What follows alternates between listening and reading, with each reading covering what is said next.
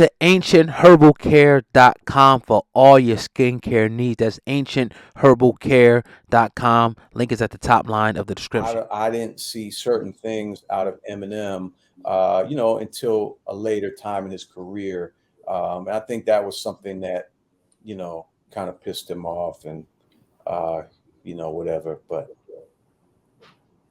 How do you feel about the comment when people say whites are guests in hip hop, and then the whole like 3 years ago was like the whole culture vulture, discussion that came out fueled by Dame Dash.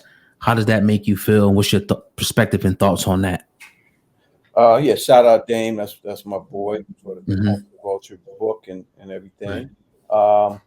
I mean, I think it's a valid topic, a valid discussion that should be taken seriously. I mean, I feel like, hip hop is a culture that welcomes everybody. You could be black, white, Chinese, rich, poor, whatever.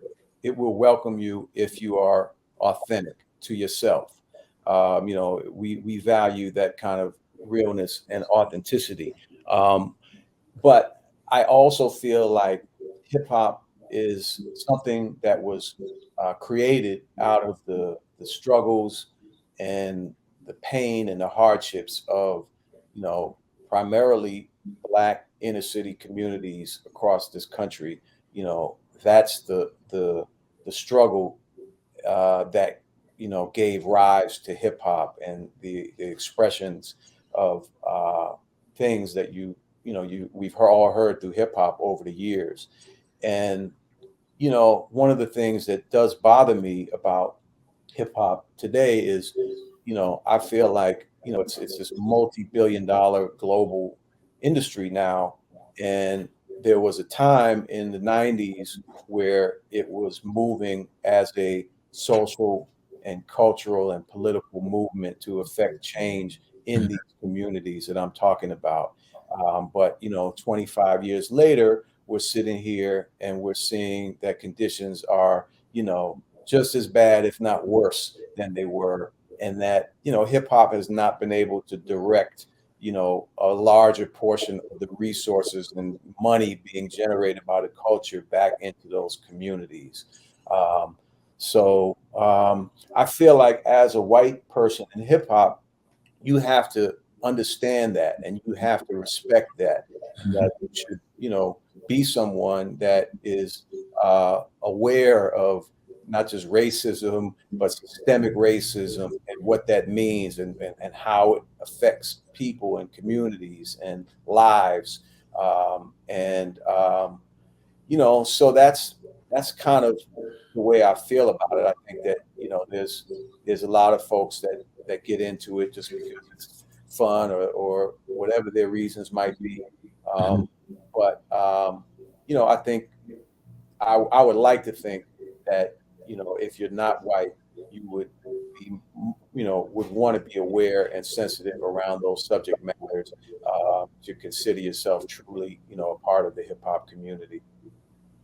What's your thoughts as a white male when it comes to business in hip hop? Because we talk about that more online, like us as journalists and us owning our own platforms and things like that. When we disseminate information, we feel as though there's a responsibility to the culture to do it the right way.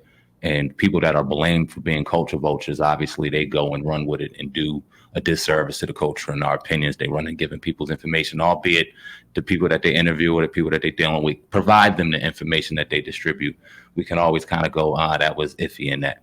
When it comes to business in hip hop, is that something that kind of comes to your personal thought process when it comes to that, like making sure that you have all artists' personal feelings and personal just overall business in general in thought, or is it just strictly business? Like, just keep it 100.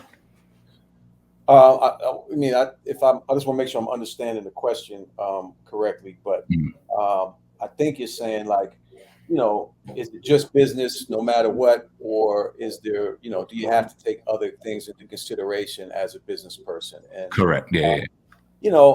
I think, again, everybody has their own way of doing things. You can choose to be a certain type of businessman that's just ruthless and cutthroat, and yeah, and business is that to an extent. But I've Mhm. always believed that you can be successful in business, but you don't have to be,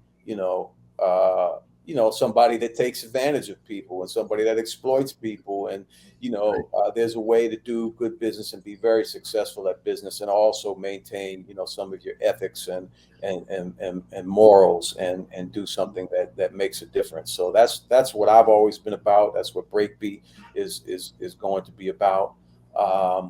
So yeah, I mean, I think that's the way I look at it. Cool. Definitely. So go ahead and tell us what you already talked about your podcast, but anything else you got in the works or any other announcements you want to make to the audience? The floor is open for you. Yeah. I just want to tell folks a little more about Breakbeat and what they can, see and check out now. I mean, the first show we launched is the Don't Call Me White Girl show. I don't know if you guys had a chance to check any of the episodes out yet that we dropped last week, but I mean, she's somebody I call one of my unsigned hypes of Breakbeat. I mean, she's a superstar in my opinion. She's going to be Mhm. really big. I just love her. She's obviously incredibly funny, but she's also incredibly smart, and somebody that's willing to take on important subject matters. So I love that about her, and I think she, of course, a lot of people seen her on $1 Million Worth of Game podcast last year. She was like a guest co-host for a couple of months and really blew up the spot on there. That's really Yeah. when I first started getting really hip to her, and like, man, she's dope. Like, I want to bring her in to Breakbeat. So I'm really excited about her. And then also the other person I would call another kind of unsigned hype of Breakbeat is Funny Marco. A lot of us have all been following Funny Marco on Instagram these last few years, and just laughing our asses off at all the antics and skits and pranks and crazy stuff he does on Instagram all the time. But I just feel like he's got a really different comedic sensibility, and he's really funny, and I think he can take that humor and those skills and bring them into the podcast world and be even more dynamic. So we're doing a show with him called a wrap-up show starring Funny Marco that we're about to start filming in the next couple of weeks, and we'll be out later this month. We have a amazing show called Culturati. That's an audio podcast. It's hosted by Kieran Mayo, who's one of the most respected and accomplished Black female hip hop journalists for the past many years. Started at The Source, founded Honey Magazine, and former editor in chief at Ebony, among other things. But someone who's been down with hip hop from the beginning, and has a really incredible way of telling stories and seeing, issues that need to be fleshed out. And she's doing really interesting conversations every week, actually every other week on Culturati that comes out every other week. The other big one I want to share is on the documentary podcast side. I talked about Unsigned Hype, but we are also several months into production on the Larry Hoover story, and we're telling that in a 10-part series.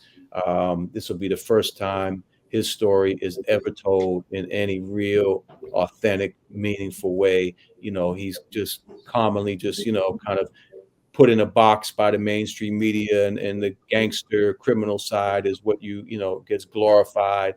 But he has such an amazing story, going back, to the 60s, but still relevant to today in 2021. When you look at, the gun violence issue in Chicago that's persists to this day, when you learn about the story of Larry Hoover and the history of Chicago, you learn a different way of understanding why things are the way they are today.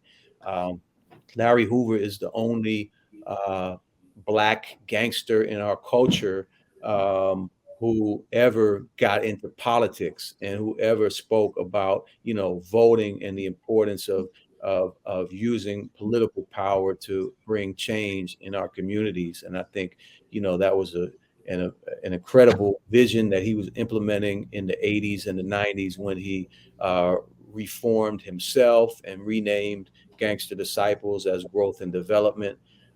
people don't know about all this. They don't know, how he was registering thousands of voters and how 21st Century Vote was a political organization that was starting to impact the outcome of major elections throughout Chicago, Illinois, and spreading.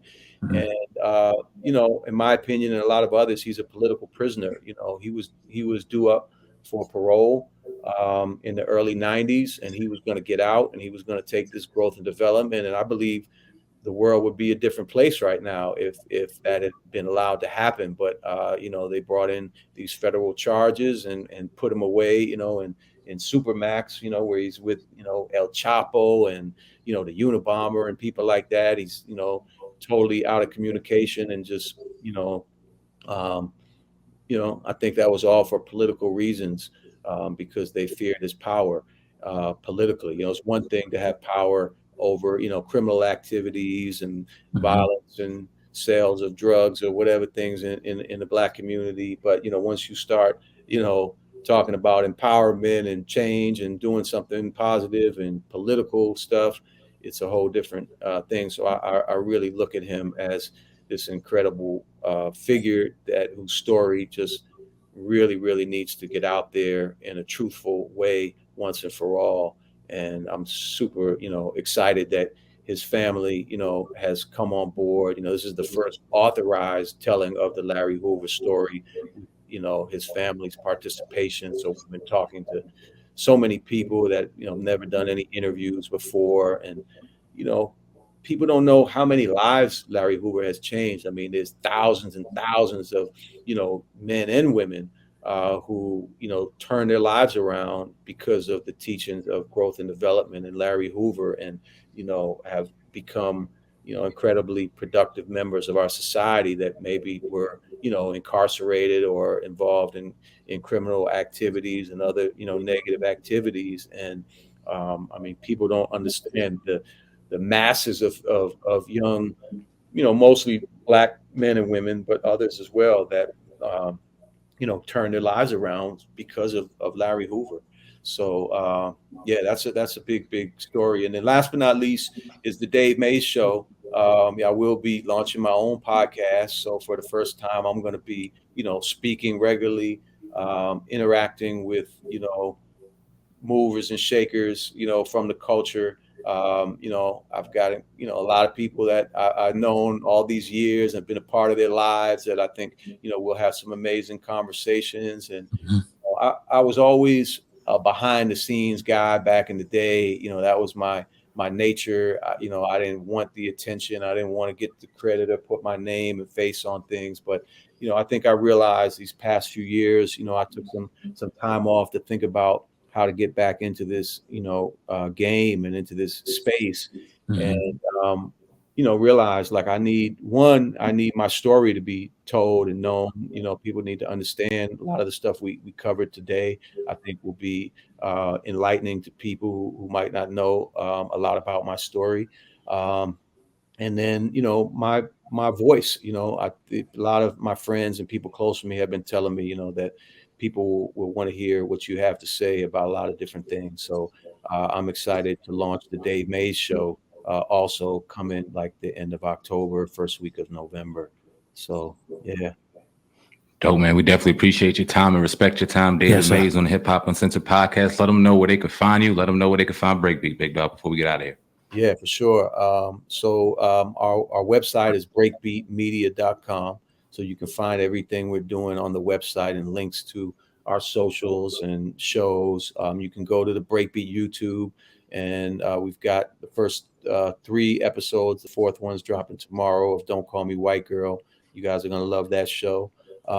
You can go on any podcast app, Apple, Spotify, what have you, and search up Don't Call Me White Girl or Culturati, which just released today. The first 2 episodes of that are available. We're at Breakbeat Media on IG and Twitter. I'm at The Real Dave Mays on IG and Twitter. And I hope everyone who watches this will go and check out some of the content and what we have coming. And I think people will be excited, and I think people will recognize, the quality and the diversity of what we're bringing to the mix and the impact that we hope to have in podcasting and beyond. And I appreciate you guys having me on. Like I said at the beginning, I've been watching what you guys are doing, building up over the past few years, and you guys stay on it, stay consistent, and be happy to keep talking, maybe come back on in the future when you guys want me, and Definitely. Talk offline as well about things. Maybe there's some other opportunities we can figure out. Sure, definitely appreciate your time, man. David Mays on the Hip Hop Uncensored podcast. Till next time, brother. Salute. Yeah, thank you guys. Appreciate Man, take it easy. Yes, sir. All right.